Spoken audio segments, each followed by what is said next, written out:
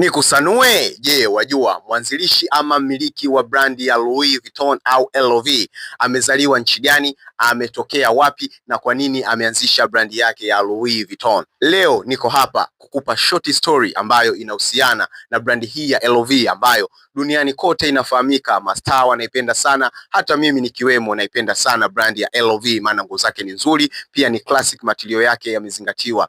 Sasa ungana na mimi Single Dimples Empire, daktari wa mavazi mkali wa hizi kazi, niweze kukupa kisa hichi cha kusisimua. Lakini pia unaweza ukacomment hapo chini ukaandika kipi kifanyike na nani unapenda niweze kuzungumzia brandi yake.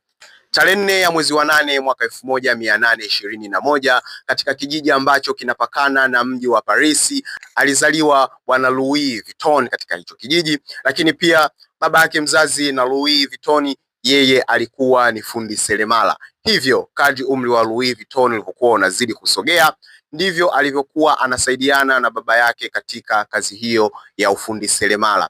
Lakini anapata pigo kubwa sana bwana Louis Vuitton baada ya kufiwa na mama yake mnamo mwaka 1831. Hivyo baba yake Louis Vuitton akaona sio mbaya, ikabidi atafute mwanamke mwingine akamuoa. Lakini kama unavyojua, maisha ya kuishi na mama wa kambo sio rahisi kwa kijana yoyote yule. Hivyo bwana Louis Vuitton alipitia mateso makubwa, akaona isiwe tabu, hivyo akaamua kutoroka ama kukimbia nyumbani kwao na kuelekea jijini Paris mwaka 1837 kwenda kutafuta maisha yake yeye mwenyewe. Pia kama unavyojua, maisha kutafuta katika mji ambao haujauzoea pia na yenyewe sio rahisi, hivyo aliweza kupata tabu katika mji huo wa Paris. Lakini Mungu si Athumani, aliweza au alibahatika kupata kibarua chake. Kazi yake ya kwanza ilikuwa kupanga mizigo ya wasafiri wanaosafiri kwenda sehemu tofauti tofauti, ama kwa kipindi kile wenyewe walikuwa wanaita masanduku. Kazi yake hiyo alifanya kwa weledi, kwa uaminifu wa hali ya juu, na kama unavyojua, ukifanya kazi kwa uaminifu inakuwa rahisi kupata connection tofauti tofauti. Hivyo ilipelekea yeye kupata kazi katika jumba la kifalme mnamo mwaka 1852. Mfalme huyo alikuwa anaitwa Napoleon Ottoa Eugenie. Kazi yake kubwa katika jumba la kifalme ilikuwa ni usafi, urembo, kumpendezesha malkia, lakini pia na kumvalisha mfalme mwenyewe. Kama unavyojua, katika jumba la kifalme huwa wakosekani wageni wa kuingia na kutoka, na kuna bwana mmoja alikuwa anaitwa De Brazza. De Brazza jina lake lilitumika katika mji mkuu wa Kongomani. Hii ni historia nyingine, ngoja tuendelee na Louis Vuitton. Bwana huyu De Brazza alikuwa anampenda sana Louis Vuitton kwa sababu yeye alikuwa mtu wa kusafiri sana. Hivyo safari zake zote, mabegi yake yote yalikuwa yanaundwa na kijakazi huyu Louis Vuitton. Hivyo bwana Louis Vuitton, huo ndio ukawa mwanzo wa kufikiria, kwa nini nisianzishe brandi yangu? Kwa nini nisiwe na kitu changu unique?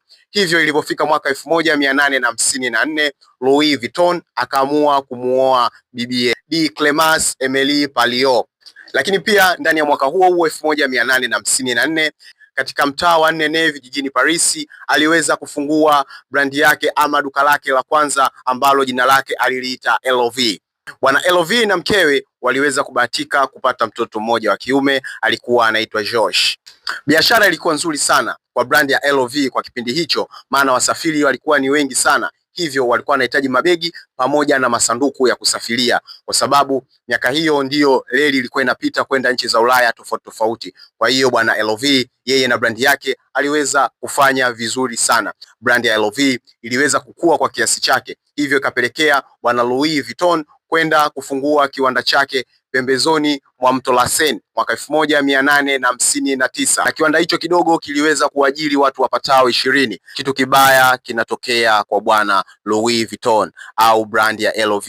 Inatokea vita mwaka 1870. Aliamua kukimbia yeye na familia yake katika kijiji ambacho alichozaliwa ili kukimbia vita ambayo ilikuwa imeukumba mji wa Paris.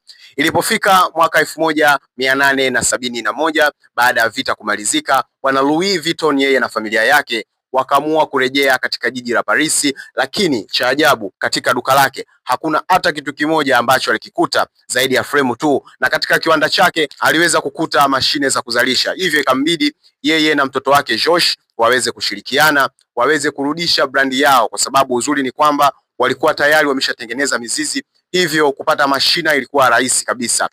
Baada ya kila kitu kuharibika cha bwana Louis Vuitton, yeye na mtoto wake wakaamua kushirikiana, wakaamua kupambana na wakafanya kazi kwa bidii, wakafanikiwa kuirudisha LV kwenye piki mpaka wakaweza kufungua branch yao kubwa katika nchi ya Uingereza mwaka 1885. Maisha yalikuwa ni matamu sana. Ilipofika mwaka 1892 akaweza kutengeneza kitabu chake ambacho kilikuwa kina bidhaa zake tofauti tofauti, ili iwe rahisi kwa mteja kujua kitu gani anataka pamoja na thamani yake. Lakini pia mwaka huo huo 1892 kitu kibaya kinamkuta bwana Louis Vuitton, anapoteza maisha kwa mshtuko wa moyo.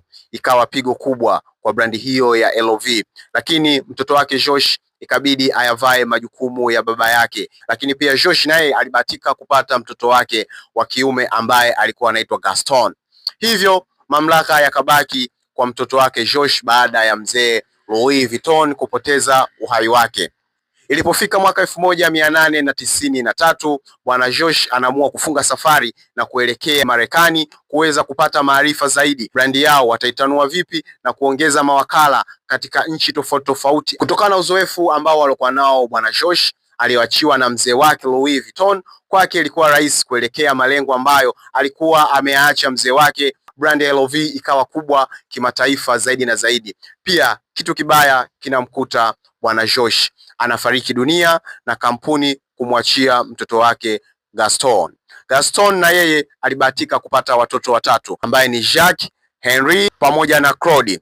Gaston ambaye ni mjukuu wa Louis Vuitton alipitia kipindi kirahisi, maana alikuta mzee wake Josh ameshaweka mambo sawa. Branch zilikuwa nyingi kwa kipindi hicho, hivyo kwake ilikuwa rahisi kuendesha hayo makampuni. Kitu kibaya kinamkuta Gaston, anakutana na vita ya pili ya dunia, hivyo ikapelekea makampuni kuyumba kwa kiasi chake, mambo yakawa yanaenda kombo. Lakini bwana Gaston baada ya vita kuisha, yeye na watoto wake watatu waliweza kusimama imara na kuisimamisha kampuni kisawasawa kabisa. Kampuni ikarudi kwenye mstari, kampuni ikarudi kwenye reli, hivyo Louis Vuitton ikaendelea kupepea angani kama kawaida yake. Lakini pia Gaston anakutana na kitu kibaya na yeye mwaka 1970 kufariki dunia, na yeye pia kampuni anawaachia watoto wake. Mpaka hivi sasa ninavyozungumza na wewe, kampuni ya LV au brand ya LV vimeshapita vizazi vinne, ambayo ilianzia kwa Louis Vuitton, ikaja kwa bwana Josh, ikaja kwa Gaston. Gaston na yeye amewaachia watoto wake hawa watatu. Hivyo mpaka sasa ninavyozungumza na wewe, kampuni hii ya LV au brand hii ya LV ina miaka 171 tangu kuanzishwa kwake mwaka 1854. Bwana, ni hatari. Hicho sio kitu rahisi kabisa. Watu wamepitia vitu vingi sana, watu wamepitia mambo magumu sana, na pia mpaka sasa hivi ninavyozungumza na wewe, brandi hii ya LV inakadiriwa kuwa na utajiri wa bilioni 30 na zaidi za Kimarekani. Bwana, mimi ni Single Dimples, daktari wa mavazi, mkali wa hizi kazi. Usiache kunifollow ili uweze kupata elimu hii kila Jumatano, lakini pia unaweza ukaacha komenti yako hapo chini, kitu gani kifanyike, kitu gani niongeze, au mtu gani unapendelea nizungumzie kuhusu mavazi. Jamani, hatari hatari. Baki na mimi, karibu dukani kwangu, nikupe vitu vizuri, nikupe nguo safi, nikupe pia bei safi. Karibu sana, nipo Kiwalani kwa gude nyuma tu ya uwanja wa ndege. Unanipata kirahisi 0715 800 567. Nicheki WhatsApp au kwenye call ya kawaida. Asante sana kwa kuniangalia.